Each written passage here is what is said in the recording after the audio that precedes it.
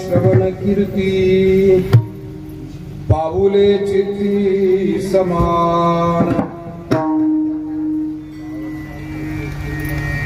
काळ सार्थक केला त्यांनी धरिला मनी विठ्ठल कीर्तनाचा समारंभ निर्दंभ सर्वथा काळ सार्थक केला त्यांनी धरिला मनी विठ्ठल निळा म्हणे स्वरूप सिद्धी नित्य समाधी हरिनामे काळ सार्थक केला त्यांनी धरिला मनी विठ्ठल महायोग पीठे तटे भीमरथा वरम पुंडरीकाय दातुमुनींद्रये समागत्य तिष्ठन्तमानंद कंदमु परब्रह्मलिंगं भजे पांडुरंगं अलंकापुरी रम्य सिंहासनस्थं पदाम्भोज तेजस्फुरद्दिक्प्रदेशं विदिन्द्रादिदेवै सदा स्तूयमानं समाधिस्थमूर्तिं भजे ज्ञानदेवं नमो सद्गुरु तुकया ज्ञानदीपा नमो सद्गुरु सच्चिदानंद रूपा नमो सद्गुरु भक्त कल्याण मूर्ति नमो सद्गुरु भास्करा पूर्ण कीर्ति तपो ज्ञान वैराग्य भक्ति स्वरूपम सदालंकृतं साधु संन्यास योगम मुखे यस्य वेदांत शास्त्रार्थ नीति नमो नारायण गिरिं ब्रह्मस्वरूपं मस्तक हे पाया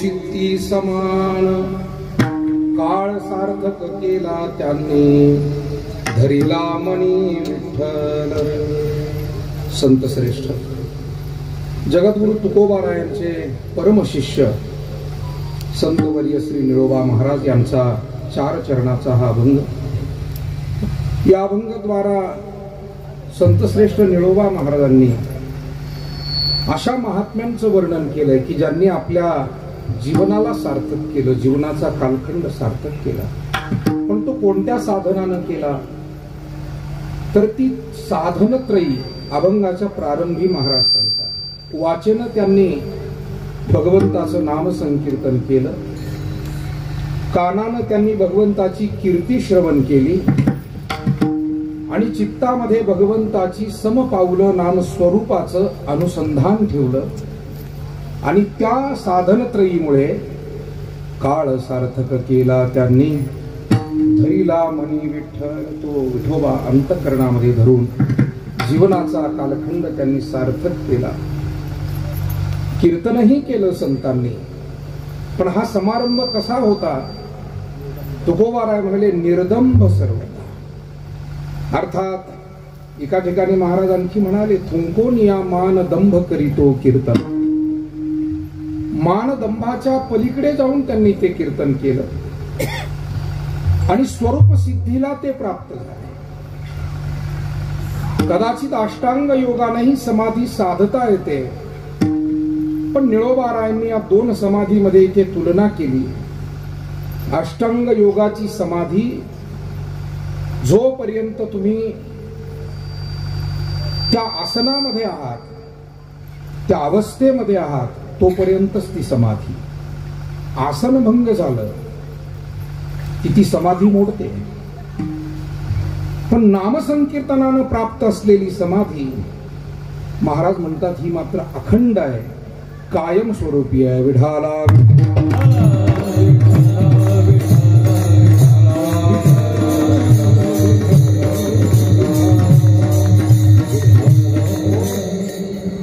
अभंगातील चारही चरणाचा हा थोडक्यात मतितार्थ आपल्या समोर मांडला. प्राप्त वेळेमध्ये या अभंगाच्या माध्यमातून काही सेवा आपल्याला आदिशक्ती माता मुक्ताईच्या चरणी, योगीराज संत श्रेष्ठ श्री चांगदेव महाराजांच्या चरणी, योगीराज सद्गुरु श्री गंगागिरीजी महाराज, ब्रह्मलीन सद्गुरु श्री नारायणगिरीजी महाराज यांच्या चरणी ही सेवा आपल्याला समर्पित करायची आहे. श्री क्षेत्र पुण्यस्तंभ पुणतांबा, धार्मिक ऐतिहासिक दृष्टीनं अत्यंत पुरातन परंपरा लाभलेलं हे पुण्यक्षेत्र पुणतांबा. आणि अशा या पुण्यक्षेत्री माता गोदावरीच्या पवित्र अशा तीरावर, जिथे चांगदेव महाराजांनी समाधीसाठी हे स्थान निवडावं, अशा या पवित्र स्थानावरती आदिशक्ती मुक्ताबाईंचं आगमन काही वर्षांपूर्वी या ठिकाणी झालं. इथे आल्यावर दर्शन करताना नेहमी असं वाटतं, चांगदेव महाराजांना आपल्या गुरु असणाऱ्या माता मुक्ताई यांची आठवण सतत होत असावी आणि कोणाच्या तरी माध्यमातून मुक्ताई इथे याव्यात, त्यांचं अधिष्ठान व्हावं, योगीराज सद्गुरु चांगदेव महाराजांची परम इच्छा असावी. आणि म्हणून सद्गुरु नारायणगिरीजी महाराजांच्या मार्गदर्शनातून आमचे ज्येष्ठ गुरुबंधू, आपले सर्वांचे मार्गदर्शक, परमपूजनीय परम आदरणीय महंत रामानंद गिरीजी महाराज यांचं आगमन इथे झालं. त्यांच्या माध्यमातून मुक्ताई या ठिकाणी आल्या. कारण देव किंवा संत यांचं आगमन हे कोणाच्या तरी निमित्तानं होतं, पण कोणाच्या निमित्तानं ते आले म्हणून ते एकट्याचे राहत नाही. एकाच्या कैवाडे उगवी बहुतांचे कोडे. आणि म्हणून पूज्य महाराजांच्या पुण्याईस्तव आपणा सर्व भाविकांच्या भावनेनं, श्रद्धेनं, चांगदेव महाराजांच्याच परमकृपेनं माता मुक्ताईंचं आगमन या ठिकाणी झालं. अर्थात या सर्व कार्यामागे ज्यांचे अनंत आशीर्वाद आहे ते योगीराज सद्गुरु गंगागिरीजी महाराज आणि ब्रह्मलीन सद्गुरु नारायणगिरीजी महाराज यांच्या आशीर्वादाने मुक्ताई ज्ञानपीठ या ठिकाणी साकारलं गेलं. गोदावरी मातेच्या तीरावर खरं म्हणजे ही मोठी एक पवित्र घटना की महाराजांचं आगमन निमित्त कार्याने इथे काय व्हावं आणि ही मुक्ताई ज्ञानपीठ काय उभं राहावं. कारण गोदावरी हे सामान्य तीर्थ नाही. आमचे पूज्य कीर्तनकार यांनी गोदावरी शब्दाची व्याख्या अशी सांगितली की गोवध हरी, गोवध झाला आणि तो गोवध झाल्यानंतर ते पातक कशानं जाईल तर गंगा अवतीर्ण झाली पाहिजे. आणि म्हणून गौतम ऋषींच्या माध्यमातून गंगामाई ब्रह्मगिरीवरती प्रगट झाल्या. कशासाठी झाल्या तर गोवध हरण्यासाठी, गोवधाचं पातक हरण्यासाठी. म्हणून ध्यानात घ्या, गोवध हरी म्हणून गोदावरी. काही शब्द हे त्याचं सुलभ रूप म्हणू आपण, अपभ्रष्ट रूप, सुलभ रूप.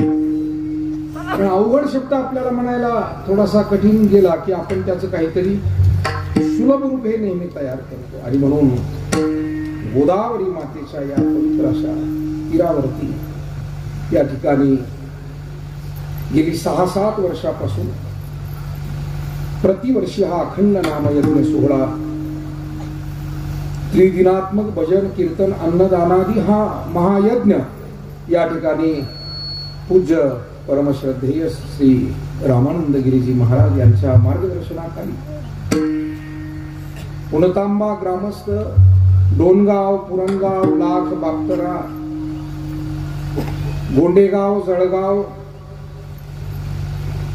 इकडे सर्व पंचक्रोशीतील गाव, शिंगवे काय, वारी काय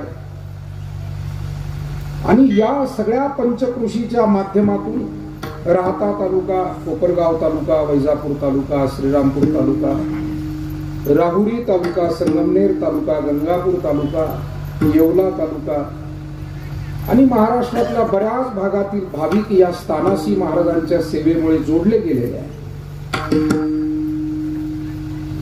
नेवासाही कमी करू, नेवासा सुटला होता आणि म्हणून ही सगळी मंडळी महाराजांची खूप प्रेमाची मंडळी या भागामध्ये आणि यापेक्षा दूर दूर पर्यंत सर्व ठिकाणी. तेव्हा महाराजांचा जो स्वभाव आहे अत्यंत सरळ स्वभाव आहे. जे काही कार्य आहे ते अत्यंत सहज वृत्तीनं आणि सरळ वृत्तीनं. मला असं वाटतं त्यांच्याकडनं घेण्यासारखं, शिकण्यासारखं तुमच्या माझ्यासाठी काय आहे. तर परमार्थ करायचा असो की व्यवहार करायचा असो, त्यामध्ये सहजता आणि सरळता ठेवली तर समाधान टिकून राहतं. त्यांच्या जीवनामध्ये कमी जास्त लहान मोठे सगळे प्रसंग त्यांनी पाहिले, पण आम्हाला जवळून नेहमीचा अनुभव आहे म्हणून आवर्जून आपल्याला सांगायला पाहिजे की त्यांच्या चेहऱ्यावरचं समाधान मात्र कधीही ढळलं नाही. त्याचं कारण त्यांची त्या सेवेतली सहजता.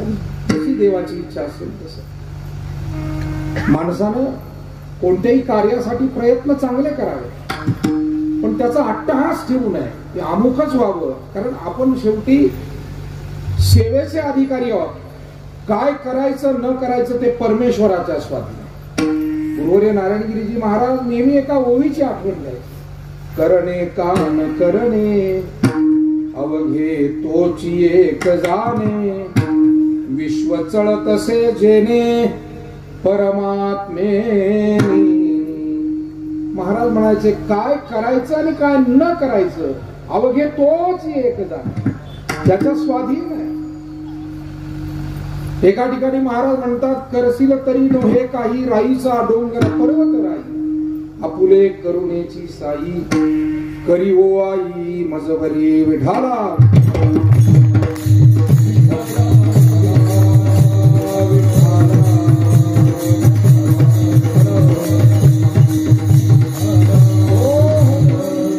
चांगदेव महाराजांच्या परमकृपेनं, मुक्ताई मातेच्या परमकृपेनं, सद्गुरूंच्या परमकृपेनं या ठिकाणी महाराजांच्या माध्यमातून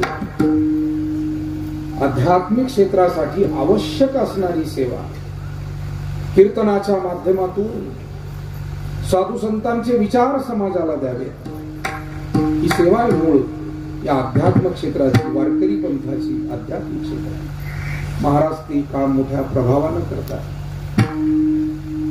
या अध्यात्म परंपरेसाठी नव्या पिढीतील काही साधक घडवावे आणि तेही काम वर्षानुवर्ष त्यांचं सुरू आहे. म्हणजे आम्ही सर्व मंडळी या क्षेत्रामध्ये प्रवेशही झाला नव्हता तेव्हापासून ते विद्यार्थ्यांना शिकवतायत, ते पाठ घेत आहेत, वेगवेगळ्या ग्रंथ साधकांना समजावून सांगतायत. मृदंग काय, भजन काय, कीर्तन काय. आता आमचे गणेश महाराज सांगत होते पट्ट शिष्य. तर असे अनेक पट्ट शिष्य त्यांनी तयार केले. परंतु हे बरे आहे की हे सोडून नाही गेले.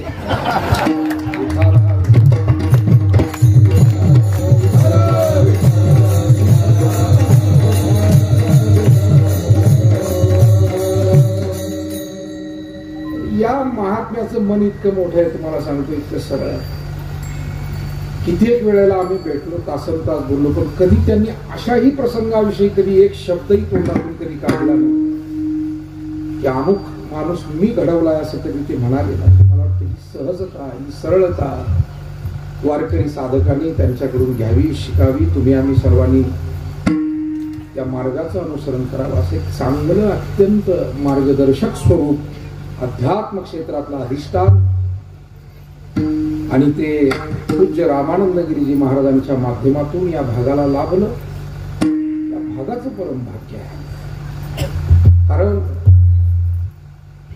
संसारामध्ये जसं चांगला नातेसंबंध जुळला तर आपण 4 ठिकाणी आवर्जून म्हणत असतो चांगलं झालं, आम्हाला चांगले पाहुणे लागले. अध्यात्मामध्ये ही गोष्ट काही पटीनं महत्वाची आहे.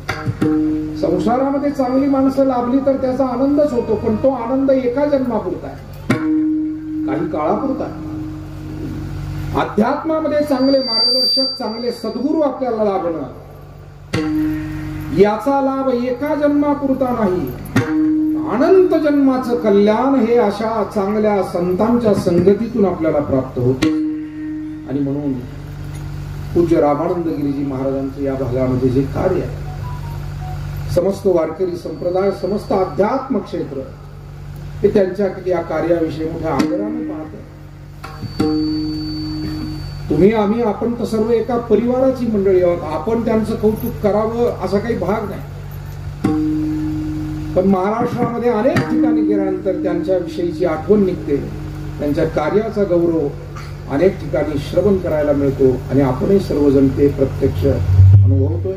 तेव्हा अत्यंत चांगलं मोठं कार्य या ठिकाणी होत असताना मागील वर्षी हा सप्ताह या ठिकाणी होऊ शकलेला नाही कोरोनाच्या कालखंडामुळे, आणि 1 वर्षाच्या त्या विश्रांतीनंतर पुन्हा एकदा प्रतिवर्षाची परंपरा म्हणून हा सप्ताह यावर्षी पुन्हा एकदा या पुण्यभूमीमध्ये संपन्न होतोय. आज प्रारंभ, पहिला दिवस आहे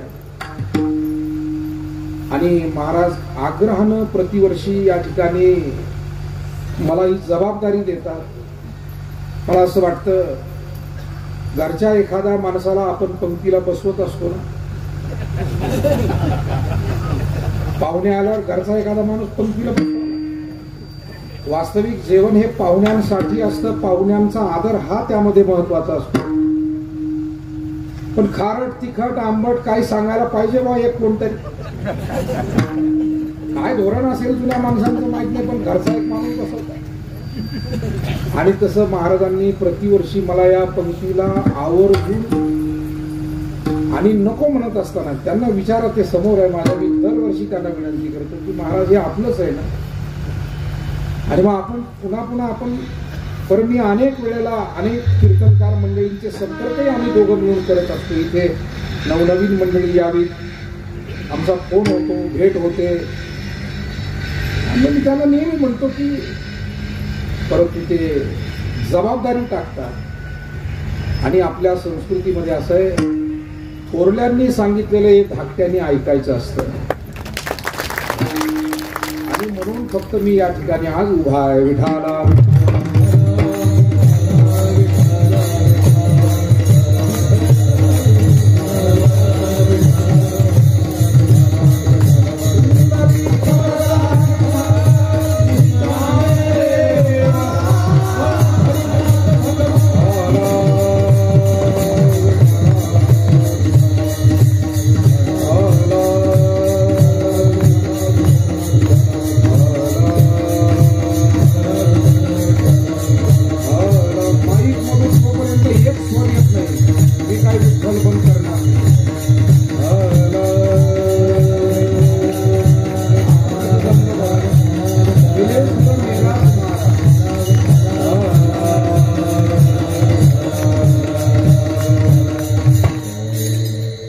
जुळल्याशिवाय सगळं चालत नाही ना. आता काय थोडं आमचं अंतर जरा जास्त झालं आणि थोडा हरकत नाही. आपण सगळीच खूप चांगली मंडळी आमची आज या ठिकाणी उपस्थित आहे.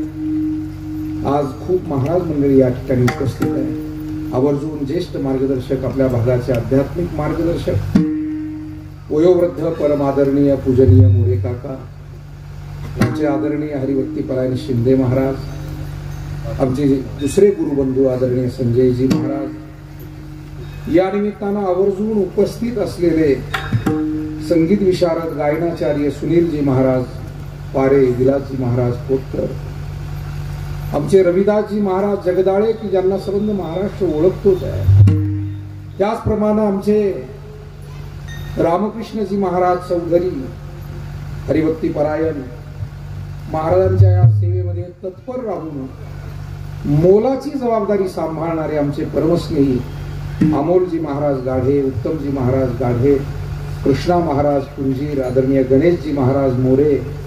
खरं म्हणजे किती उल्लेख मी करावा, वेळ त्यात जास्त जाईल, मी थांबतो. परंतु मृदंगाचार्य आमचे संतोष महाराज दीक्षित, कृष्णा महाराज मोरे, या निमित्तानं आवर्जून माझ्या समोर बसलेली सर्व सन्माननीय उपस्थित मंडळी, शिवाजी तात्या लहारे असतील, आदरणीय कापूस वाडगावचे पोलीस पाटील सन्माननीय निगळ पाटील, आमचे लासुरे पाटील, बर्गे पाटील, आदरणीय वरदविनायक सेवाधामाचे मार्गदर्शक आमचे निर्मळ नाना, सुनील महाराज कोळपकर, कृष्णा महाराज गायके, खोपसे साहेब, विजयराव खोपसे पाटील, जपे पाटील, त्या बाजूला ज्येष्ठ मार्गदर्शक गंगाधरजी चौधरी पाटील, दुशिंग पाटील.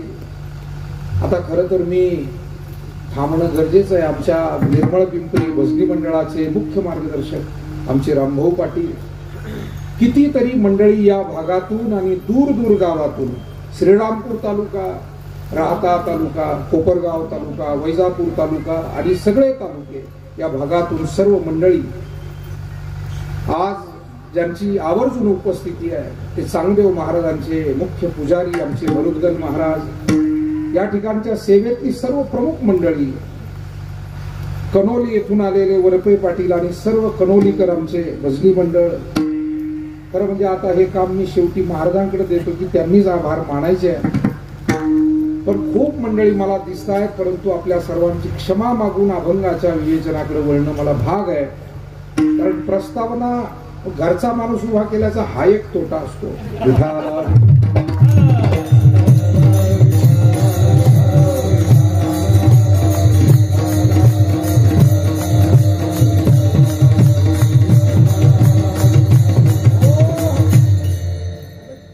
सगळा परिवार आहे आणि त्याच्यामुळे मला खात्री आहे की सर्वांचा उल्लेख होऊ शकणार नाही. पण पुढे बसलेल्यांपासून ते मागे बसलेल्यांपर्यंत सगळी माणसं परमार्थावर प्रेम करतायत. चांगदेव महाराज, मुक्ताई माता, गंगागिरीजी महाराज, सद्गुरू नारायणगिरीजी महाराज यांच्या विचारावर प्रेम करतायत. पूज्य रामानंद गिरीजी महाराज यांच्या कार्याशी भावनेनं जोडलेली मंडळी आहे. आणि म्हणून कुलतांबेकर असतील किंवा या परिसरातील मान्यवर आपण उपस्थित आहात.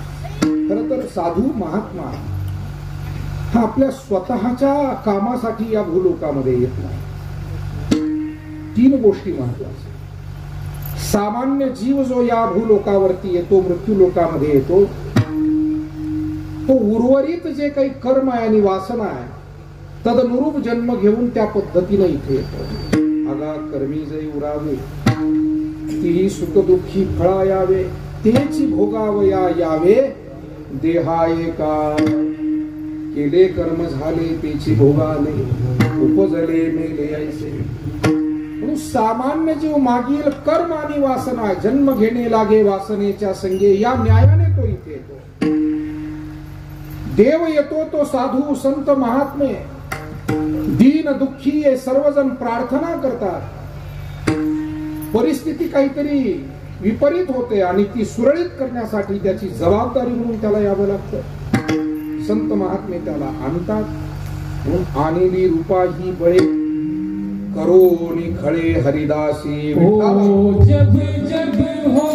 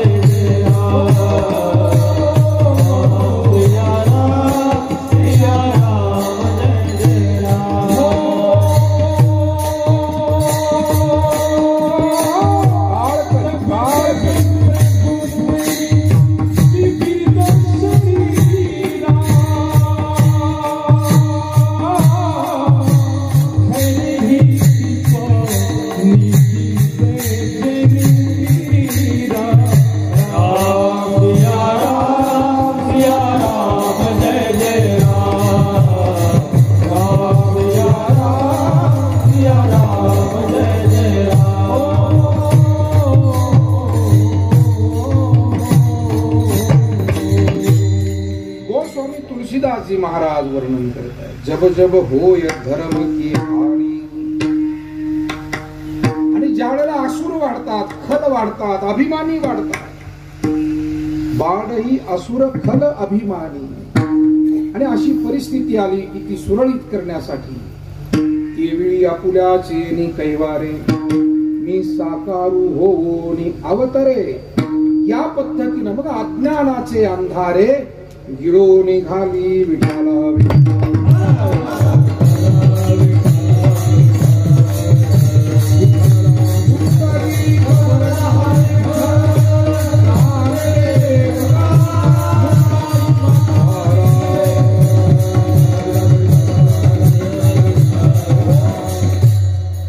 परमात्मा येतो तो धर्म संस्थापना, दुष्टांचा विनाश, सज्जनांचा संरक्षण, आणि अखेर भक्त आणि भाविकांचा आग्रह भगवंताला यावं. पण संत महात्मे जे येतात ते केवळ परोपकार बुद्धीने या ठिकाणी येतात. स्वतःच काही कर्मही त्यांचं शिल्लक राहिलेलं नाही. ज्यांच्या इच्छा आकांक्षा परमात्म्याला वाहिलेल्या असतात, अशा महात्म्यांची ना वासना शिल्लक आहे ना कर्म शिल्लक आहे. सामान्य माणसाला भेटलं तर सामान्य माणूस नेहमी काय काम राहिलंय त्याची यादी सांगत असतो. गुरुवर्य नारायणगिरीजी महाराज समाधीस्थ होण्यापूर्वी 25-30 वर्षापासून म्हणत होते, अहो आमचं काही राहिलं नाही, आम्ही आता वैकुंठाच्या अर्ध्या रस्त्यावर गेलो. हे शब्द ऐकलेले इथे तमाम सगळे भक्त भाविक भाग्यवान लोक आपण सगळे माझ्याकडून बसलेला आहे की ज्यांनी सद्गुरू नारायणगिरीजी महाराजांना पाहिलं, सेवा केली, दर्शन घेतलं, त्यांचे आशीर्वाद मिळाले, भाग्यवानच होता. प्रभू रामाच्या संगतीत राहिले ते किती भाग्यवान. भगवान श्रीकृष्णाचा सहवास घडला, किती भाग्यवान. माऊली जगद्गुरु तुकोबाराय या संतांचा सहवास ज्यांना घडला असेल, दर्शन घडलं असेल, किती भाग्यवान. तसंच म्हणावं लागेल की ब्रह्मलीन पूज्य सद्गुरू नारायणगिरीजी महाराज यांचं दर्शन आणि सहवास घडला, आपण सुद्धा खूप भाग्यवान. असे महान सत्पुरुष महात्मे या भूतलावर क्वचित वेळा येतात. परमात्म्यास त्यांना पाठवतो किंवा ते स्वतःहून या भूलोकावरती येत राहतात. आणि म्हणून महात्म्यांचं काही कर्म शिल्लक नाहीये, काही वासनाही शिल्लक नाही. एकदाचा प्रसंग सांगतो. नाथ षष्टीला महाराज निघाले आणि श्रीरामपुरात गाडी आल्यावर गाडीतून एका विद्यार्थ्याला फोन करायला लावला. मी सांगितलं, बघा रे तू नेवासकर कुठे आहे आपला. नेवासहून जाणार होते आणि ज्या भागात आले की ती तिकडचे भाविक भक्त तुमच्या माझ्यासारखी जी कोणी छोटी मोठी सेवक मंडळी जरूर आठवण ते करायचं. फोन आला. आम्ही आपलं गडबडीनं आजूबाजूला जिथे कुठं होतो कार्यक्रमात पटकन तिथून नेवाशात येऊन थांबलो. आणि म्हणाले, उन्हाचे दिवस आहे बाबा, आम्हाला तहान लागली, काही पाणी बिणी देणार का नाही, तुझ्या गावातून जायचंय. महाराज सगळी गावं तुमची, सगळी माणसं तुमची, आणि आपण म्हणाल तिथे आम्ही थांबतो. म्हणाल तिकडे येणार नाही आम्ही मंदिराकडे, वेळ झालाय, रस्त्याला येऊन उभा राहा. रस्त्याला येऊन थांब. काही पाणी, काही फुटाणे, मुरमुरे, जे काही आवश्यक गोष्टी त्या माहिती असायच्या, आणि ते सगळं घेऊन थांबलो. थांबल्यानंतर काय अचानक मनात आलं, तुला जायचं नाही षष्टीला? यायचंच आहे. यायचं तर बस की. म्हणजे आहे तसं गाडीत. बरं, नाही म्हणण्याची कोणाची ताकद आहे मला सांगा. आणि नाही कोण म्हणेल, कोण म्हणेल, एवढा योग कोण सोडेल. आणि म्हणून बसून घेतलं. पुढे काय झालं, शेवगावची काही मंडळी, त्यावेळेला शेवगाव आणि नेवासा दोन्ही ग्रामपंचायत होत्या. नगर परिषद आता झालं, नगर पंचायत झाली, परिषद नाही आली, आता झाली 5-7 वर्षात.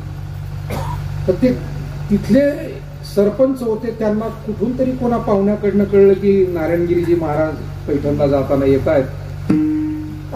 कुठून त्या लोकांनी नंबर उपलब्ध केला आणि माझ्या फोनवरती एक फोन आला शेवगाववरनं की महाराज येत आहेत, तर जरा 2-5 मिनिट आपण थांबला तर बरं होईल, मग आम्हाला सत्कार करायचा. आता मी आपलं भीत महाराजांना विनंती, जगताप महाराज पुढे या.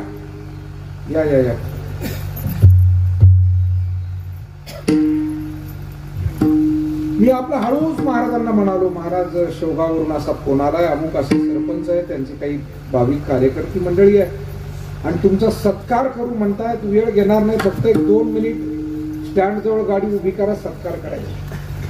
मी का सांगतो, महात्म्यांचे शब्द कसे असतात. महाराज शांतपणे म्हणाले, अरे पोरांनो, ना आता सत्काराची इच्छा आहे, ना मानाची इच्छा आहे, ना कोणाच्या काही. आपल्याला जायचंय नाथ महाराजांच्या दर्शनाला, वारी आहे आपली वारकऱ्याची. एक सांगू आपल्याला, सद्गुरू नारायणगिरीजी महाराज जसे रामानंदगिरीजी महाराज संन्यासी आहे, नारायणगिरीजी महाराज संन्यासी महात्मा आहे. परंतु मी संन्यासी असा उल्लेख त्यांनी कधी केला नाही, पण आपण वारकरी आहोत याचा उल्लेख वारंवार ते करत होते. ते कोणाला मान्य असेल नसेल, परंतु जी सतत सहवासात मंडळी त्यांना, अरे आपण वारकरी माणसं, कायम स्वतःला वारकरी म्हणून घेण्यात त्यांची धन्यता. ना कुठलं पद, ना कुठली प्रतिष्ठा. खर तर अनेक प्रकारचे पुरस्कार आणि अनेक प्रकारची गोष्टी त्यांच्या पायाजवळ लोळून घेत येत होत्या. काही लोक यायचे, कोण काय म्हणायचं, कोण काय म्हणायचं, पण महाराजांनी कोणता पुरस्कारही घेतला नाही, कोणाच्या मानपानाची अपेक्षा ठेवली नाही. आणि ते म्हणाले की अरे कसला मान, कसला सत्कार, काय करायचं आता, हे नाशिवंत शरीर टाकायचंय आणि आता निघायचंय म्हणले पुढच्या प्रवासाला. त्यांचे शब्द गाडीतले. कशासाठी सत्कार, कशासाठी सोहळे, सांगा त्यांना काही नको. आम्ही आपले सगळे स्तब्ध शांत झाले. बराच 5-10 मिनिट त्या विषयावरती त्यांच्या तंद्रीमध्ये बोलत राहिले. निवृत्तीची भाषा जी असते ना, एक या सगळ्या प्रपंचाच्या पलीकडची भाषा, ही साधूंची भाषा आहे, वेगळी भाषा. काल परवा पूज्य मोरारी बापूंचं ऐकत होतो. ते म्हणाले, देवाचं रहस्य, देवाच्या अवतारांचं कार्याचं रहस्य साधूच्या मुखातून समजू शकतं, पण साधूंचं रहस्य हे आयुष्यभरही कळत नाही. देव समजेल, देवाचं रहस्य समजेल, पण साधू समजणं हे खरंच कठीण गोष्ट आहे. विठाला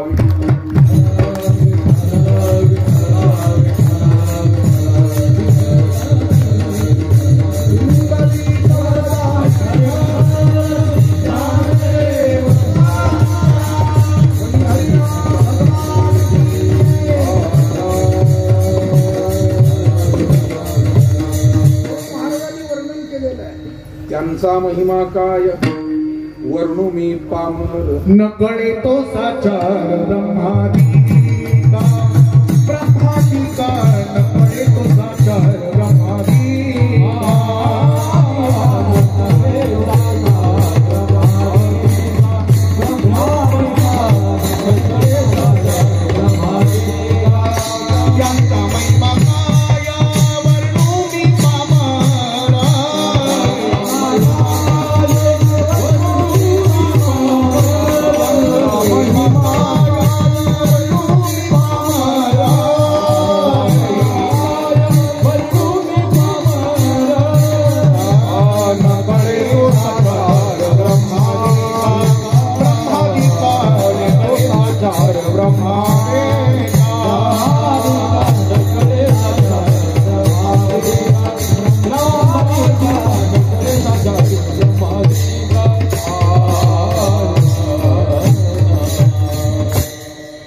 त्यांचा महिमा काय वर्णू मी पामर. नकळे तो साचार ब्रह्मादिका. आणखी एका ठिकाणी महाराज म्हणतात, अनुपम्य हा मही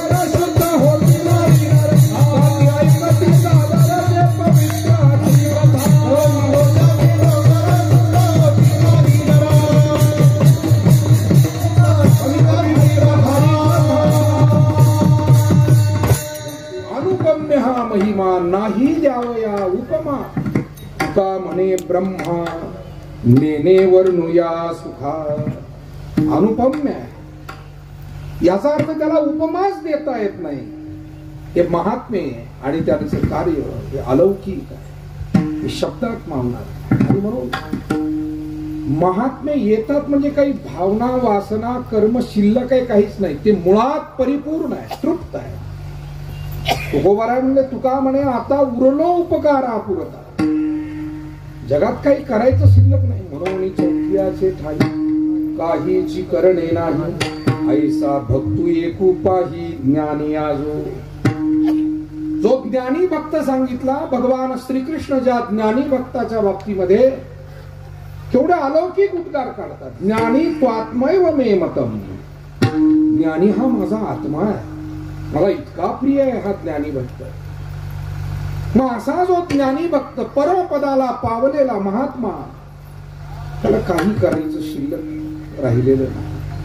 अशा पद्धतीचे महात्मे की जे केवळ तुमच्या आमच्या सामान्यांच्या उद्धारासाठी येतात. मला असं वाटतं परमपूजनीय प्रातस्मरणीय नित्य स्मरणीय सद्गुरु नारायणगिरीजी महाराजांसारखे महात्मे, सद्गुरु गंगागिरीजी महाराज, सद्गुरु जोग महाराज, केवढी महाराज, पंकज स्वामी महाराज, पूज्य मामासाहेब, या महाराष्ट्राच्या कानाकोपऱ्यात आपण जर गेलो काय महात्मे, काय संत.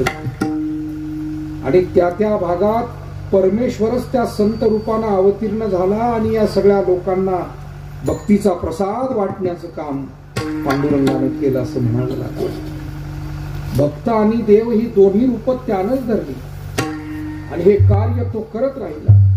मग असेच एक कोणी भक्त आहे, महात्मे आहे, त्यांचं जीवन हे परिपूर्णतम अशा स्वरूपाचं त्यांनी जे बनवलं ते कशानं, असं कोणतं साधन त्यांच्याकडे होतं की जे तुम्ही आम्ही सामान्याने आचरण करावं, समजून घ्यावं. आज संत श्रेष्ठ निळोबा महाराजांना असं वाटलं की महात्म्यांच्या जीवनाचं हे जे साधन आहे, हा जो मार्ग आहे, हा सामान्यांना समजून सांगितला पाहिजे जेणेकरून त्यांनाही याचा लाभ होईल. वारकरी पंथाचे वैशिष्ट्य राहिलं की काहीही गुह्य न ठेवता असलेले अनुभव असलेली साधना प्रगट करून सर्वांना तो मार्ग प्रशस्त करून देण्याचं काम केलं. जगात अनेक पंथ आहेत, विविध पंथाच्या आपापल्या पद्धती आहेत, त्याच्यामुळे त्याला बरं वाईट म्हणावं, टीका करावी ना आपला वेळ वाया घालवावा असं काही बोलण्याचं कारण नाही. ज्याची त्याची पद्धत. पण वारकरी पंथाची पद्धती काय? उघडा मंत्र जाणा राम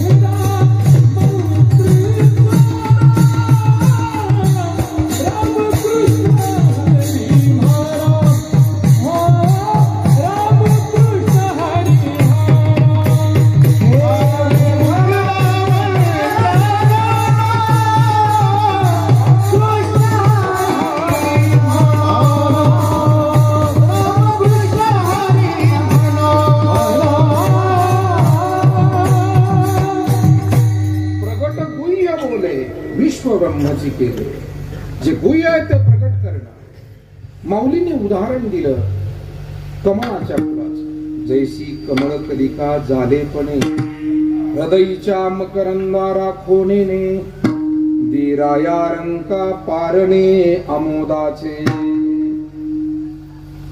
कमळाची ती कळी हळूहळू ती उमलते, उमलल्यानंतर त्यातून सुगंध बाहेर पडतो. भ्रमर येऊन त्यातला मधही सेवन करतात. पण ती कमळाचं फुल असं म्हणतंय का की आता हा सुगंध मी इतरांना देणार नाही. राजा काय, रंग काय, लहान काय, थोर काय, जवळचा काय आणि दूरचा काय, सर्वांना सुगंध देणं हा जसा त्या फुलाचा स्वभाव असतो, तसं सर्वांना ज्ञान देणं, विचार देणं, संस्कार देणं, सन्मार्गाला लावणं हा संतांचा स्वभाव असतो. गुरुवर्य नारायणगिरीजी महाराज गोष्ट सांगायचे. पुढे एक साधू महात्मा गंगा गोदावरी माईमध्ये स्नानाला गेला. स्नानाला गेल्यानंतर त्यांचं स्नान त्यांनी उडी मारली, स्नान केलं आणि सूर्याला अर्घ्य अर्पण करण्यासाठी म्हणून ओंजळीमध्ये पाणी घेऊन सूर्याकडे असं ओंजळ धरली. योगायोग कुठल्या शेजारच्या गावची एक दरड भिंत कोसळली, त्यात एक विंचू वाहत आला आणि तो नेमका या महात्म्याच्या हातात आला आणि ते पाणी घेतलं. सूर्याला अर्घ्य अर्पण करतायत, त्यांचं काही तिकडे लक्ष नाही. पाणी होतं तोपर्यंत काही नाही, पण पाणी असं टाकलं, पाणी संपलं, हाताला त्याचा स्पर्श झाला. आता विंचवाचा स्पर्श म्हणजे काही गुदगुल्या करतो का? महाराजांनी वर्णन केलेलं आहे, विंचवाची नांगी आग्न लावी सर्वांगी. अंगार होते एवढं कठीण विष ते, आणि त्या विंचवानं नांगी मारली, दंश केला. दंश केल्यावर चटका बसला, तो विंचू खाली पडला. गुरुवर्य महाराज फार भावपूर्वक रंगून हा दृष्टांत सांगितला. खाली पडला, पुन्हा घेतला आणि उचलला. त्यांना वाटलं अरे अरे हा जीव आहे बिचारा, हा मरून जाईल, आणि पुन्हा त्याला वाचवण्याचा प्रयत्न करत काठाला येऊ लागले. त्या नदीच्या तीराला येईपर्यंत 4-2 वेळा तो खाली पडला, पुन्हा उचलला, आणि शेवटी एकदाचा तो त्या पाण्यातून बाहेर आणून टाकला. तिथे काही आपल्यासारखी 4 भाविक मंडळी स्नान करत होती. ते म्हणाले, महाराज हो तो विंचू पुन्हा पुन्हा तुम्हाला दंश करतोय, तुमच्या हाताला झटका बसतोय, जाऊ द्या, मरू द्या ना त्याला. महाराज म्हणले, अरे बाबा असं नाही करता यायचं, त्याला वाचवलं पाहिजे. आपण म्हणले त्याचा स्वभाव बघा ना, तो दंश करतो. महाराज म्हणले, बरोबर बोललात तुम्ही, त्याचा स्वभाव एवढा जीव आहे, तो जर त्याचा स्वभाव सोडत नाही तर मी माझा स्वभाव का सोडू? त्याचा स्वभाव दंश मारणं आहे, तर माझा स्वभाव जीव मात्रावर दया करणे. दया करणे जे पुत्रासी, तेची दास आणि दासी, तोची साधू ओळखावा, तोची साधू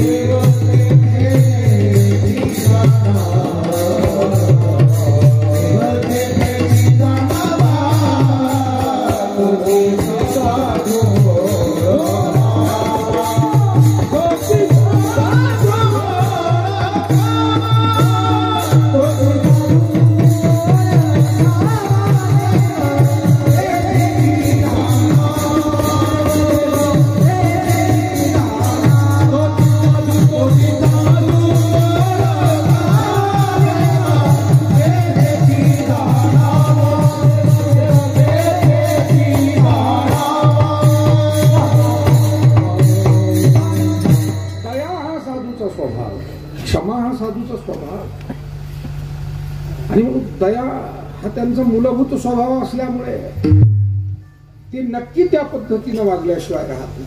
आणि म्हणून महात्मे त्यांचं जीवन परिपूर्ण तमाशा स्वरूपाचं आहे. स्वतःच काही करायचं शिल्लक नाही. काम नाही काम नाही झालो पाही रिकामा, पण केवळ समाजाच्या उद्धारासाठी महात्म्यांचं येणं निळोबारायांना असं वाटतं. अशा महात्म्यांनी त्यांच्या जीवनामध्ये जे केलेलं साधन आहे ते जर का या समाजाला अवगत झालं आणि समाजालाही ते साधन करून जर उद्धार करून घेता आला तर ते फार परवडलं. आणि म्हणून महात्म्यांच्या जीवनात केलेलं साधन गुह्य न ठेवता प्रगट करून, कारण तुकोबारायांनी प्रगट केलं, माऊलींनी प्रगट केलं, नामदेवरायांनी, नाथरायांनी, गोरोबा काकांनी, सावता महाराजांनी, सेना महाराजांनी, नरहरी महाराजांनी, जनाई, मुक्ताई असे कोणतेही संत नाही की ज्यांनी आपली साधना आपली सेवा प्रगट करून सांगितली नाही. आणि म्हणून इथे सर्व संतांनी जी जी सेवा केली ती प्रकट केली. आणि निळोबाराय सुद्धा त्या महात्म्यांची सेवा सांगतात. या महात्म्यांनी काय केलं तर महत्वाची गोष्ट जी भक्तीमध्ये आहे आणि ती भक्ती म्हणजे नामभक्ती, भगवन नामस्मरण, जे कलियुगामध्ये आत्मोद्धाराचं साधन आहे. कलियुगामध्ये बाकीची साधनं घडेल न घडेल सांगता येत नाही. कली न घडे साधन, घडलं तरी उचित विधी विधान, न कळे न घडे सर्वथा. ते उचितपणे घडत नाही, व्यवस्थितपणे घडत नाही. गुरुवर्य महाराज म्हणायचे काही मंत्र इतके अवघड आहे की मंत्र चळे पिसे लागते सत्वर, किंवा मंत्र चळे थोडा तरी तडची होय वेडा. म्हणून ही साधनं कठीण आहे. कर्म हे साधन आहे, ब्रह्मज्ञान हे साधन आहे. पण ब्रह्मज्ञानाच्या प्राप्तीसाठी पाहिजे विवेक, वैराग्य, शम दम श्रद्धा, समाधान, तितिक्षा, उपरम. कितीतरी या गोष्टी आहेत ज्या त्या साधकाच्या पाहिजे, त्याच्या जवळ पाहिजे. तो अधिकार संपन्न पाहिजे. आता हा अधिकार सगळ्याकडे असेल का? गुरुवर्य महाराज म्हणायचे अहो सामान्य माणसाची गोष्ट अशी अवघड आहे. आमचे ब्राह्मण गुरु जर घरी सत्यनारायण पूजा करायला आले आणि त्यांनी काही सूचना केल्या तरी आमच्या यजमानाला लवकर कळत नाही. ते ब्राह्मण गुरु काही सांगतायत आणि हे दुसरंच करताय. म्हणजे असे अनेक प्रसंग पाहिलेले. महाराज एक प्रसंग सांगायचे, आणि ब्राह्मण देवानं सांगितलं अमुक करा, हे घ्या. पूजा होत आली, पूजेचा समारोप होता.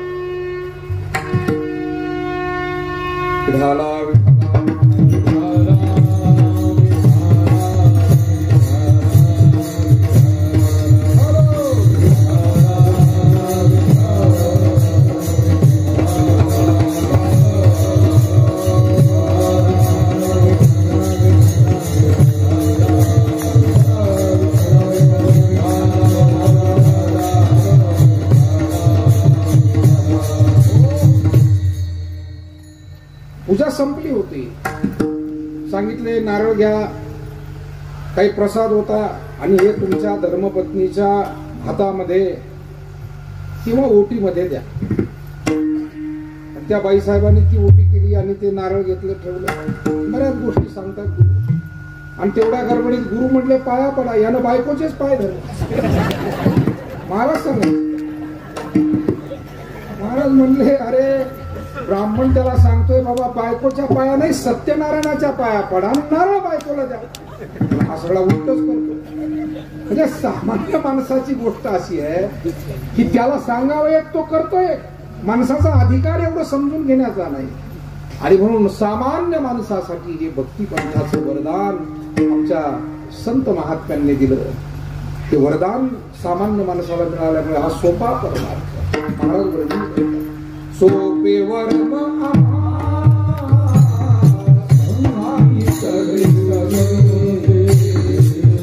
सोपे वर्म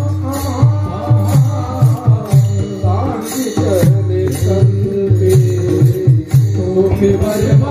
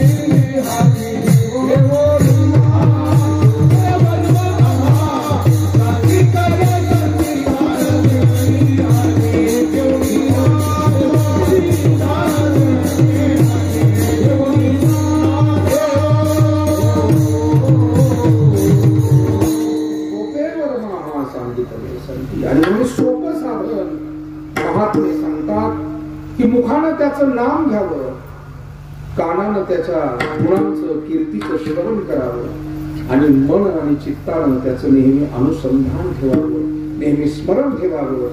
हेच साधन त्या महात्म्यांनी केलंय. निळोबाला अभंगाच्या पहिल्या चरणामध्ये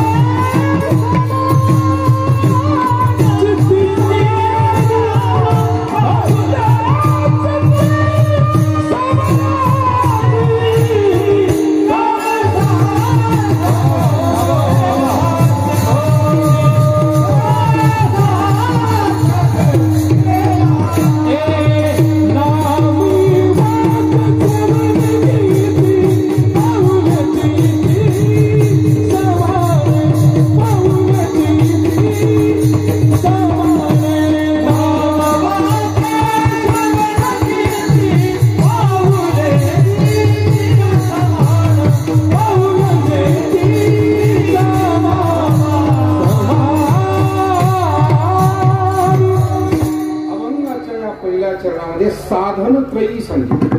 3 साधन: नाम वाचे, श्रवण कीर्ती आणि पाऊले चित्ती. समान मुखाने या महात्म्याने नामस्मरण केलं. कलियुगामध्ये तर नामस्मरणाशिवाय दुसरं साधन नाही. मी सांगू, कलियुगा माझी करावे कीर्तन तेने नारायण.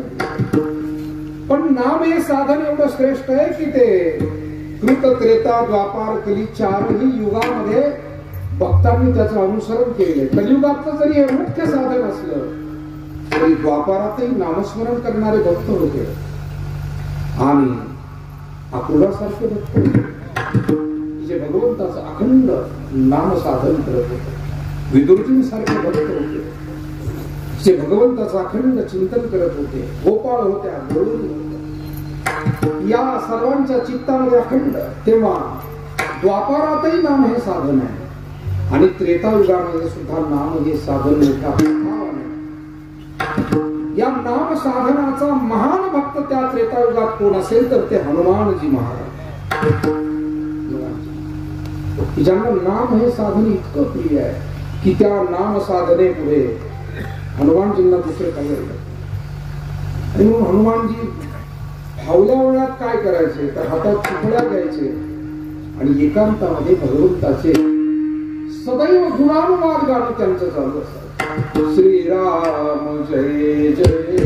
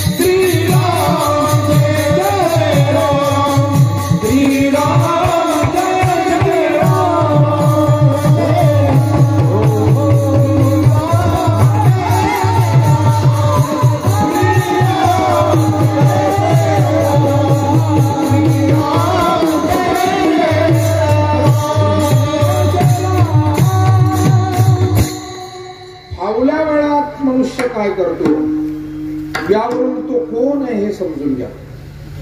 कामाच्या वेळी काम तर सगळ्यांनाच करावं लागतं. कीर्तनामध्ये कीर्तनकाराला उभा केला, मग त्यानं परमार्थाच्या गोष्टी बोलला म्हणजे काय फार मोठेपणा झालं. कीर्तनामध्ये परमार्थाच्या गोष्टी बोलला तरच लोक बसणार आहे तुमच्यासारखं. आता काही लोक कोणत्याही गोष्टी कीर्तनकार बोलला तरी बसतात, तुमच्यासारखी नाही बसणार. जे माऊली गोष्टी या ठिकाणी मुद्दाम चर्चेला घ्याव्या लागतात.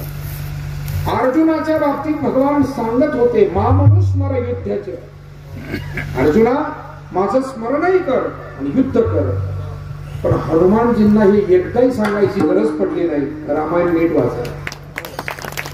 कुठेही रामाला कधी सांगितलं नाही की हनुमान माझं स्मरण कर, कारण रामाला काळजी होती हा मला विसरतच नाही, हा खातो का नाही, पितो का नाही, झोपतो का नाही, हा सतत माझ्या स्मरणात राहतो, सतत माझ्या सहवासात राहतो.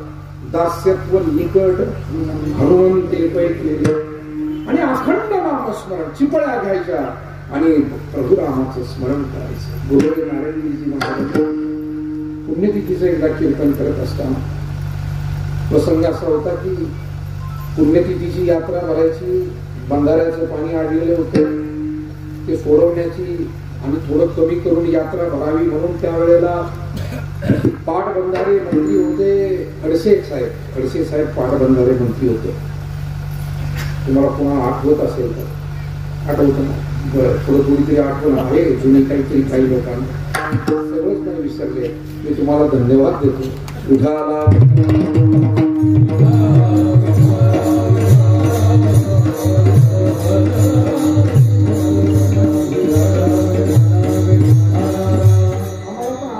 चित्र सगळी तशीच्या तशी डोळ्यापुढे उभी राहतात. एकही प्रसंग त्यातला तुम्ही म्हणाल ध्यानात काय, आम्ही म्हणतो विसरलं काय हे आम्हाला शोधावं लागतं. खरी महाराजांची कृपा, परंतु आमचे सगळे गुरुबंधू म्हणजे सतत या गोष्टींची चर्चा होत राहते. आणि म्हणून यात्राही भरली पाहिजे, शेतकऱ्यांना पाणी साठलं पाहिजे असा मध्यम मार्ग नारायणगिरीजी महाराज काढू पाहत होते. थोडं पाणी जर कमी केलं तर पश्चिम गंगेतून पायी यायला वाट होईल आणि वांजरगाव बाजूला तरी सुद्धा 1.5-2 परस पाणी शिल्लक राहील, जे पाणी शेतकऱ्यांना वापरता येईल. पण आजूबाजूच्या काही लोकांनी मुद्दाम नारायणगिरीजी महाराजांच्या विरोधात भूमिका घेऊन पोलीस स्टेशनला अर्ज केले, अमुक केलं तमुक केलं, काही मंडळी त्यामध्ये होती आणि सांगितलं की हे पाणी सुटलंच नाही पाहिजे, यात्रा भरो नाही तर न भरो. महाराज म्हणजे पाहिजे यात्रा नाही भरली तरी हरकत नाही, पण तुम्ही अशी वेगळी भूमिका का घेता, एक मध्यम मार्ग आपण का काढू नये.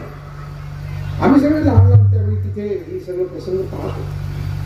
शेवटी परवानगी मिळाली, ते पाणी थोडं कमी करण्यात आलं.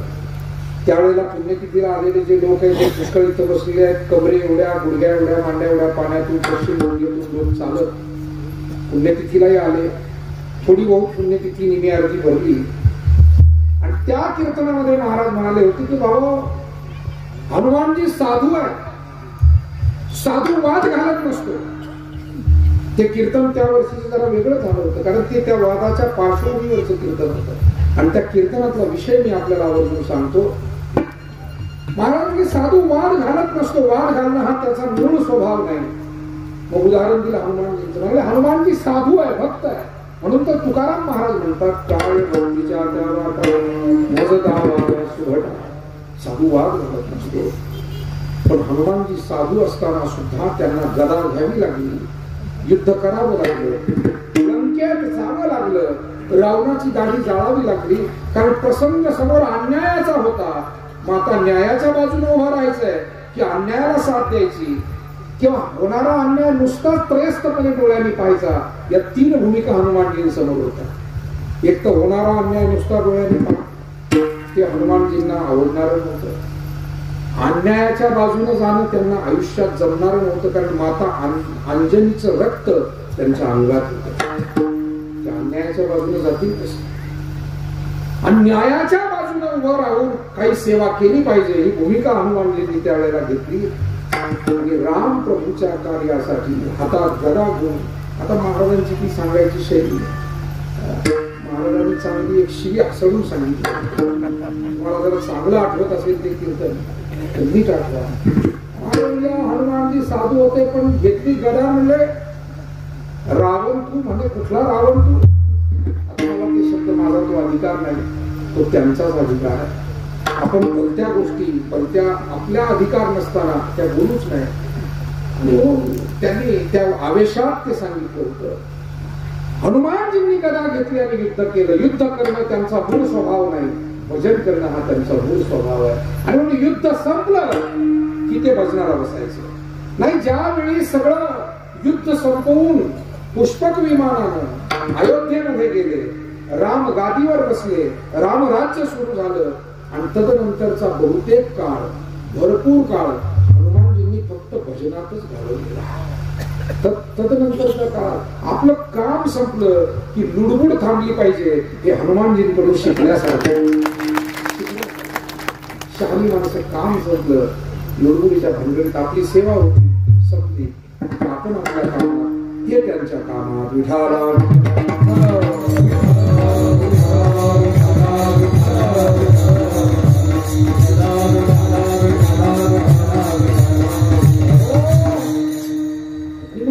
मुखी नाम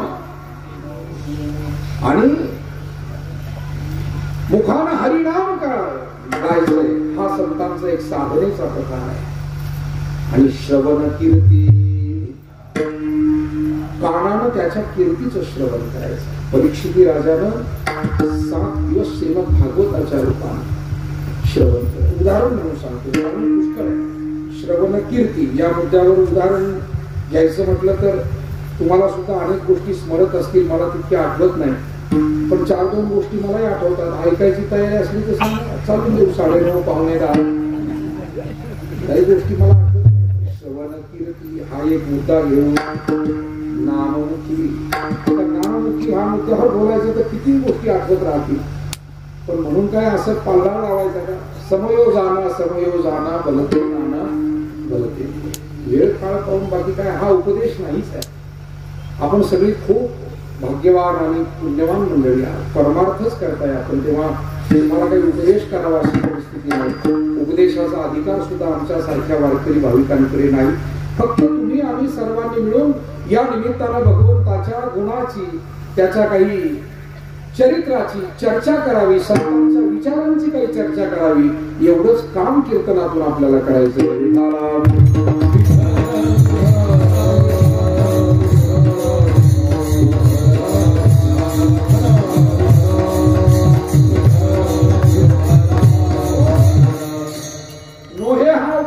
तुमचे बडबडी शेष.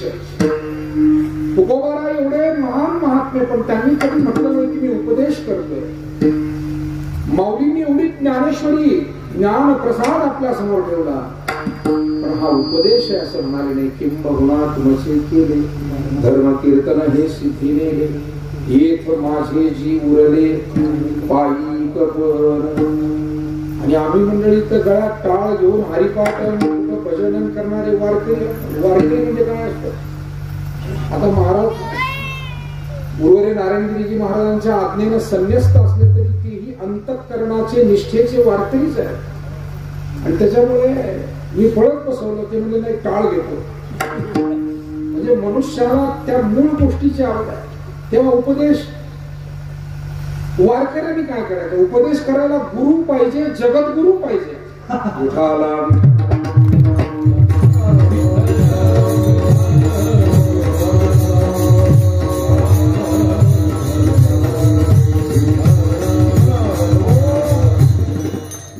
जगद्गुरु शब्दावरून आठवलं, आज भारतातील एक फार मोठे पूज्य महात्मे जगद्गुरु जयेंद्र सरस्वतीजी शंकराचार्यजी महाराज यांचे निधन काही वेळापूर्वी झालं. 82 वर्ष त्यांचं वय होतं. कांची कामकोटी पीठाचे चेन्नई जवळ हे स्थान आहे. कांची कामकोटी पीठ, जसं आपलं करविरी पीठ कोल्हापूरचं, तसं कांची कामकोटी पीठ. आणि भारतातील खूप मोठे महात्मे होते. त्यांचं काही वेळापूर्वी निधन झालं.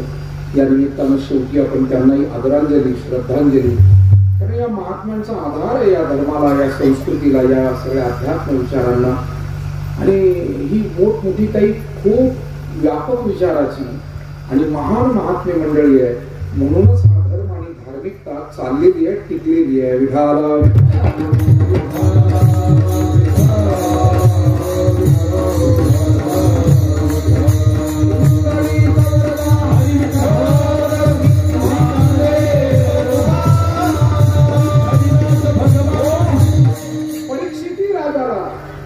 ज्यावेळेला सांगितलं की आता सर्पदंश होऊन तू मरणार आहे.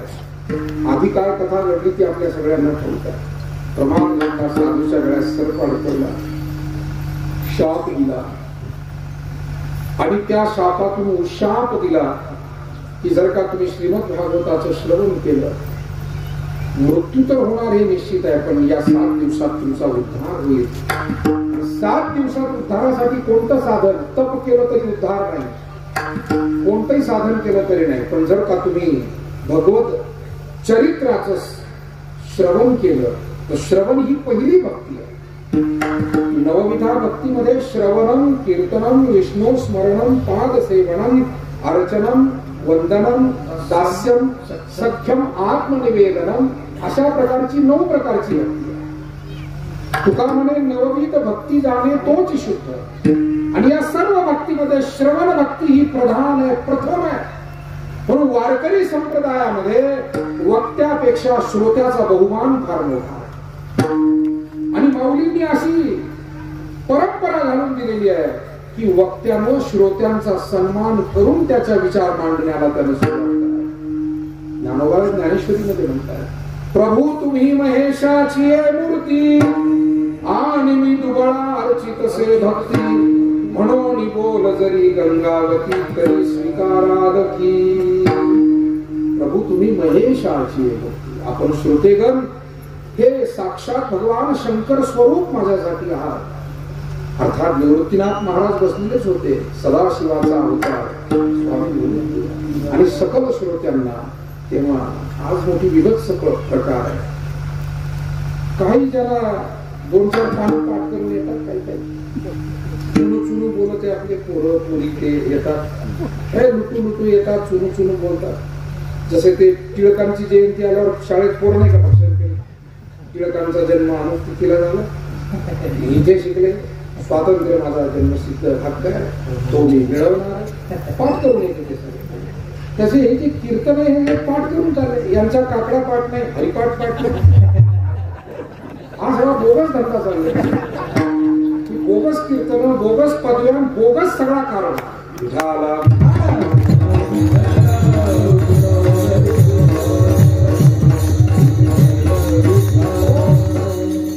वाईट नाही वाटत याचा तिटकारा येतो, इतकं नुसतं वाईट नाही वाटत याचं. काय प्रविष्टासारखी गोष्टी आहे. वारकरी वारकरी होणं जेवढं भाग्याचं आहे तेवढं कोणीच होणं परत पुढं भाग्याचं नाही. आम्ही दैवाचे दास पंढरीला आहे याच्या अपेक्षा आणखी म्हणजे अमृताचं ताट पुढं भरलेलं आहे आणि काहीतरी करपलेली खिरण तिकडं लाळ घुटितो. अरे मूर्खा, करपलेल्या खिरीकडे लाळ घोटतो. अमृताची ताट जर का ओळखू येत नाही याच्यापेक्षा मूर्खपणा दुसरा कोणता.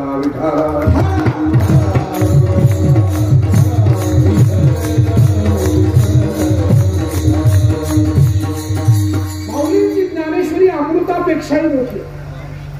माझा मराठाची बोल कौतुके परी अमृता तेही पैजा जिंके, ऐसी अक्षरी रसिके. गुरुदेव नारायणगिरीजी महाराज सांगायचे वारकरी पंथ किती मोठा आहे. एक जर्मनीचा मनुष्य पुण्याला आला. संजय महाराज आपल्या सगळ्यांना माहिती आहे, महाराजांनी सांगितलेली कथा. जर्मनीचा मनुष्य पुण्यामध्ये आला. विद्यापीठात त्यानं अभ्यासासाठी काही काळ त्याचा निवास मुक्काम काही वर्ष तो राहिला. संस्कृत भाषा शिकला, हिंदी शिकला, मराठी शिकला, अनेक ग्रंथांचा त्यानं अभ्यास केला आणि ज्ञानेश्वरीचाही अभ्यास त्याने केला. तुकोबारायांच्या गाथेचाही काही अभ्यास त्यानं निवडत केला. आणि तो जर्मनीचा मनुष्य ज्ञानेश्वरीचं ते तत्वज्ञान वाचून, तुकोबारायांचे विचार, माऊलींचे विचार वाचून एवढा आश्चर्यचकित, अचंबित, उल्हासित झाला. कारण तो तत्ववेत्ता होता. ज्याला जे कळतं त्याला त्याच्यातलं वर्म आणि महत्व कळतं होता. नाही तर जो जेथीचे गौरव नेणे तयासी ते बिनमुळवाने हा अप्रसंग केले म्हणावा.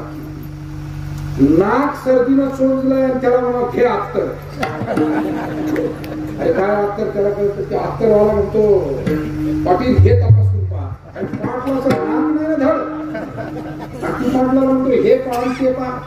आज सर्दी बरी झाल्यावर मग ये बाबा पाटलाकडे. सर्दी झालेली आता सर्दी झाली तर अत्तर किती भारी असलं तर त्याला काय समजायचं ते. किंवा कावीळ झाली आणि त्याला म्हणलं पहा काय पौर्णिमेचं शुभ्र चंद्रमा आणि त्याचं चांदणं आहे. ज्याला कावीळ झाली तो म्हणतो कशाचं डोंबल्याचं शुभ्र हे तर मला सगळं पिवळं पिवळं. कामीन जयाच्या जाहरी नेत्रासी देखे तो चंद्रासी पीतवर्ण झाला.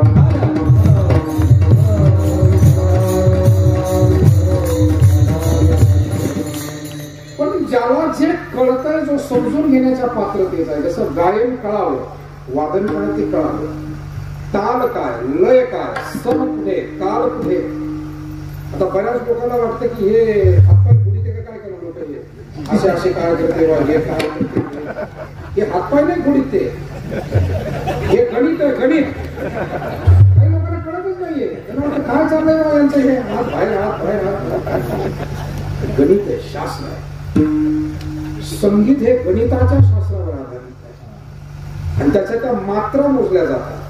1 2 3 4 5 6 7 8 1 2 3 4 5 6 7 आणि तो बोल बरोबर त्या तिथे संपावा लागतो. 8लाच तो थांबला पाहिजे. 7ला थांबला तरी जमणार नाही. 6ला थांबला तरी जमणार नाही. ते गणित आहे.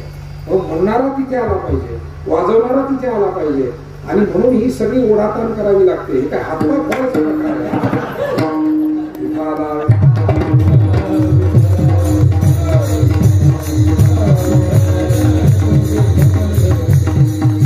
आपल्यासारखी काही जाणणारी मंडळी आहेत म्हणून जमतं. बाकी ज्याला काही जाणता येत नाही तो काय सांगणार. तसं ज्ञानेश्वरी काय हे अजून आम्हाला सुद्धा कळलेलं नाही. आम्ही मराठी भाषा बोलतो वाचतो ऐकतो. या महाराष्ट्रात जन्माला आलोय पण ज्ञानेश्वरीचं महत्व आम्हाला अजून परिपूर्ण कळालेलं नाही. गाथेचं महत्व तुकोबारांच्या अभंगांचं महत्व इंग्रजांना कळालं. इंग्रजांनी त्यांच्या गॅजेटमध्ये तुकोबारायांच्या विचारांची नोंद करून ठेवली. एक महान फिलॉसॉफर संत आहे. नुसते संत नाही तत्ववेत्ते आहे. फिलॉसॉफर ज्ञानेश्वर महाराज तत्ववेत्ते आहे. आणि त्या जर्मन माणसानं ज्ञानेश्वरीतले गाथेतले काही विचार हे सारांश रूपानं जर्मन भाषेत अनुवादित केले ट्रान्सलेट केले आणि त्याचा एक ग्रंथ बनवला. आणि जेव्हा त्याचा मुक्काम काही वर्षांनी हल्ला त्याला पुन्हा आपल्या मायदेशी जर्मनीला जायचं होतं. पूर्वज नारायणजी महाराजांनी सांगितलेले शब्द आहे. त्यानं तो भाषांतरित केलेला ग्रंथ आणि मूळ ज्ञानेश्वरी आणि गाथा ग्रंथ हे घेतले. आळंदीला आला दर्शन केलं आणि महाराजांचे शब्द त्यानं ते ग्रंथ डोक्यावर घेतले आणि प्रदक्षिणा. जर्मनीचा माणूस ज्ञानेश्वरी आणि गाथा डोक्यावर घेऊन प्रदक्षिणा करतो आणि आमचा माणूस ज्ञानेश्वरी पारायण व्यासपीठ खाली ठेवलं असतं त्याला ओलांडून पुढे जातो. कशाला चालणार नाही पोहे खायला पोहेच्या सुट्टीला. अरे काय भला पोहे मिळत नाही तुला. ज्ञानेश्वरीवर पाय टाकून ओलांडून जातो. महाराष्ट्रात जन्माला आलाय तू तुला ज्ञानेश्वरी कळे ना विठाला.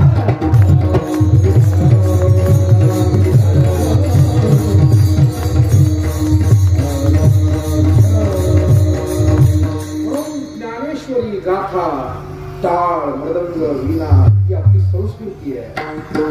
या विचारांनी महाराष्ट्र हा आगळा वेगळा आहे. आजपर्यंत आपल्यासारख्या असंख्य भाविकांच्या मनामध्ये जो भक्तिभाव सदैव तेवत राहिला आहे त्याचं कारण ज्ञानेश्वरी आहे. गाथा हे सर्व संतांचे विचार आणि सांगण्याचा अधिकार अर्थ इतका. श्रवण ही प्रगती भक्ती आहे. पण श्रवण काही करावं का नाही. सत्शास्त्राचं श्रवण करा.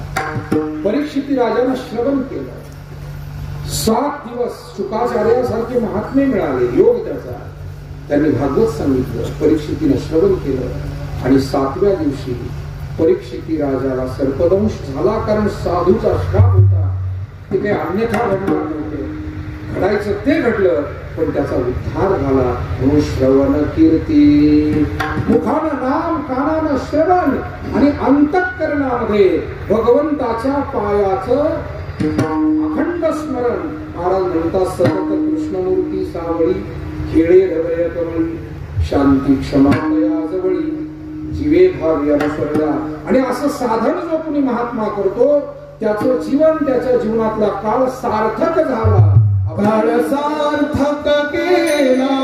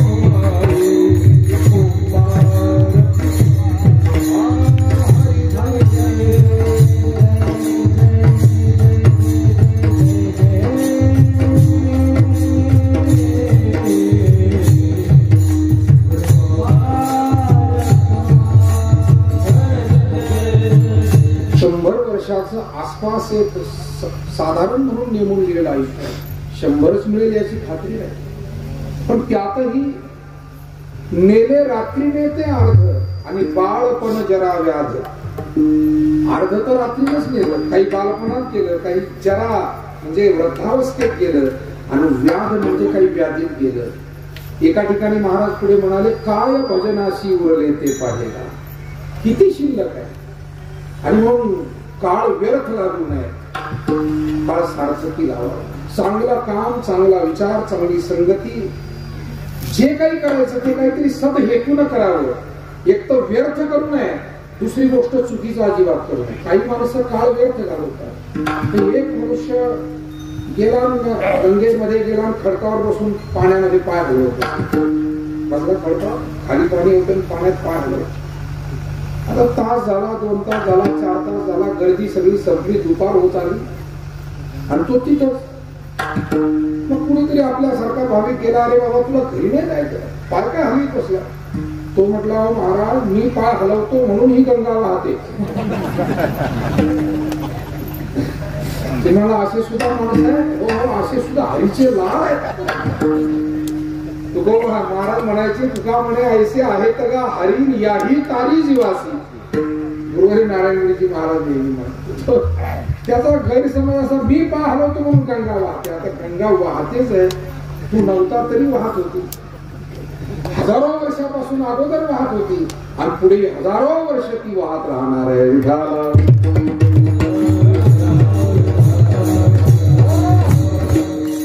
काळ व्यर्थ घालवला.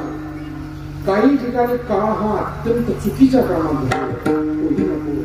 सत्कर्म योगी वैघादवावे समज म्हणतात, सत्कर्माचा आश्रय करा. तुकोबाराय म्हणतात, काळ सारावा चिंतने एकांतवासी गंगा स्नाने. देवाच्या पूजने तेव्हा काळ सारखे केला त्यांनी. करिला म्हणे विठ्ठल कीर्तनाचा समारंभ, निर्गंभ सर्वथा. महात्मे हरिकीर्तनातही रमतात, पण त्यांचं कीर्तन म्हणजे निर्दंभ. निर्दंभ म्हणजे काय?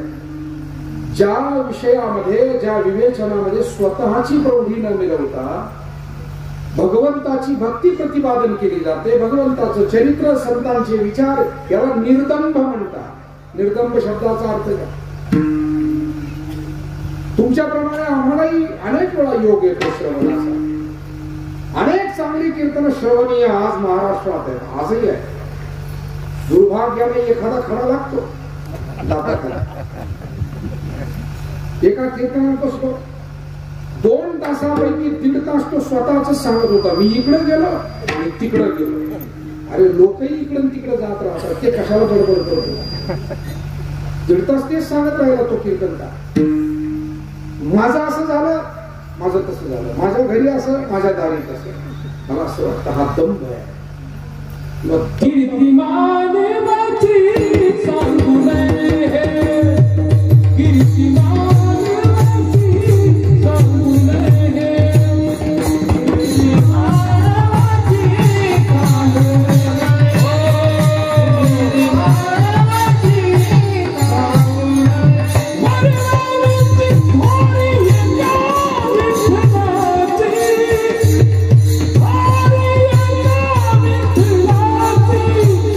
कीर्तिमान माझी सांगू नये, कीर्तिमान माझी सांगू नये.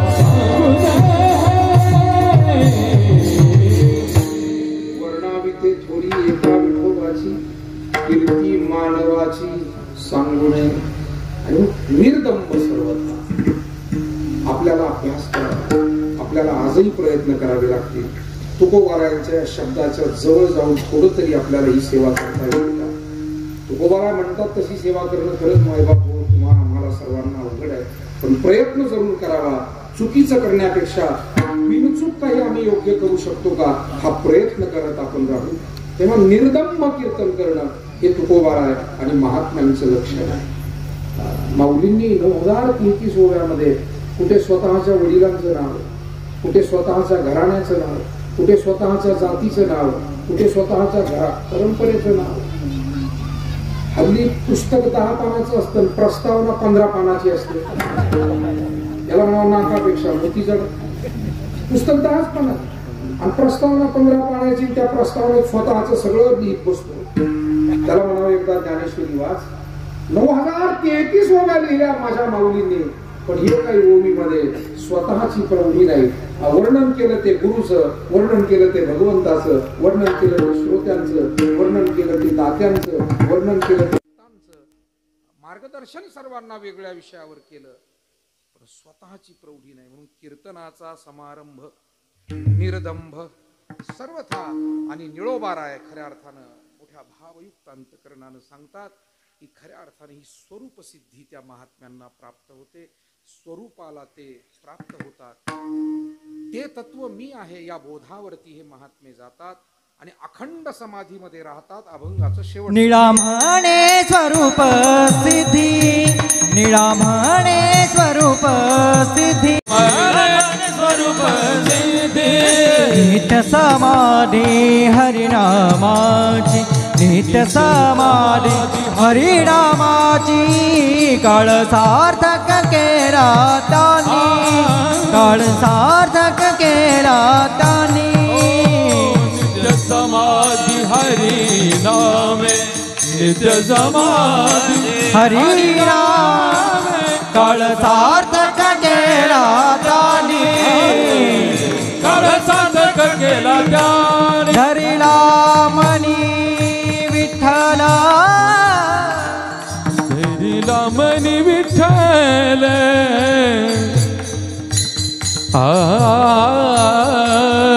रे ना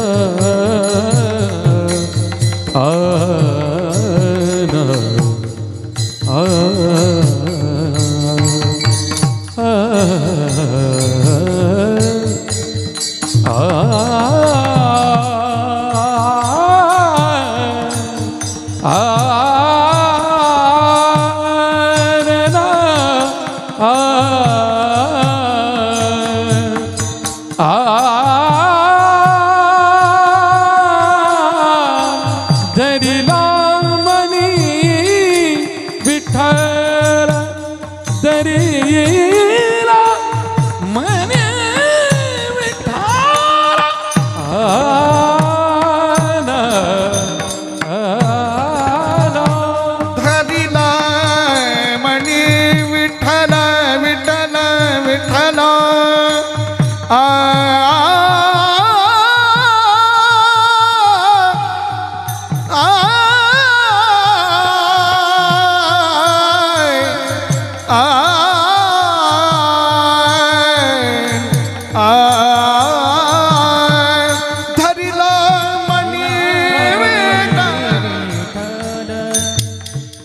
धरिला मनी विठ्ठल सार्थक केला त्यानी सार्थक केला त्यानी माऊली ज्ञानराज माऊली तुकाराम ज्ञानेश्वर माऊली ज्ञानराज माऊली ज्ञानेश्वर माऊली ज्ञानराज माऊली तुकाराम ज्ञानेश्वर माऊली ज्ञानराज माऊली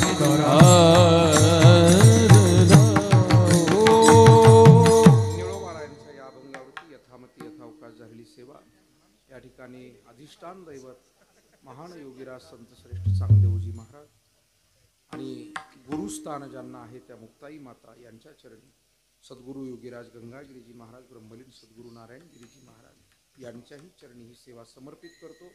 या ठिकाणी आमचे परम आदरणीय मार्गदर्शक ज्येष्ठ गुरुबंधू पूजनीय महंत रामानंदगिरीजी महाराज यांच्या मार्गदर्शनाखाली संपन्न होणारा हा त्रिदिनात्मक अखंड नामयज्ञ सोहळा आणि अत्यंत मोठ्या संख्येनं आपण या ठिकाणी उपस्थित आहात।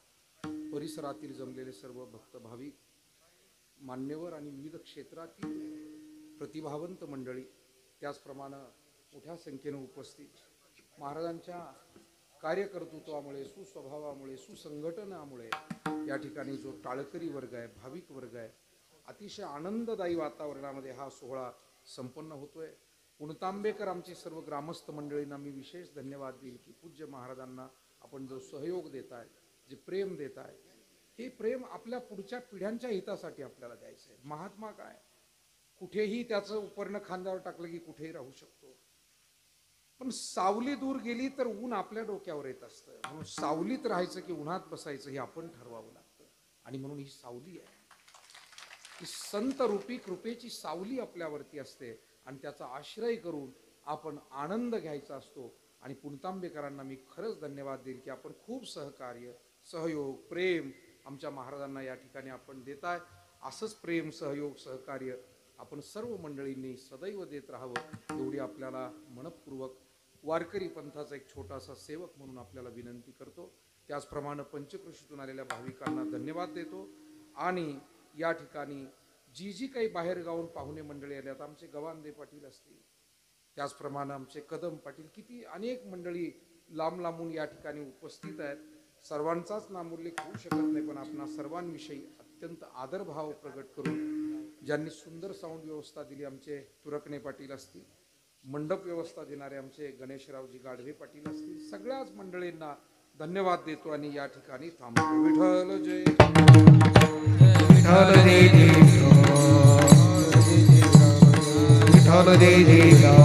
खाली बसा वेडी वापोडी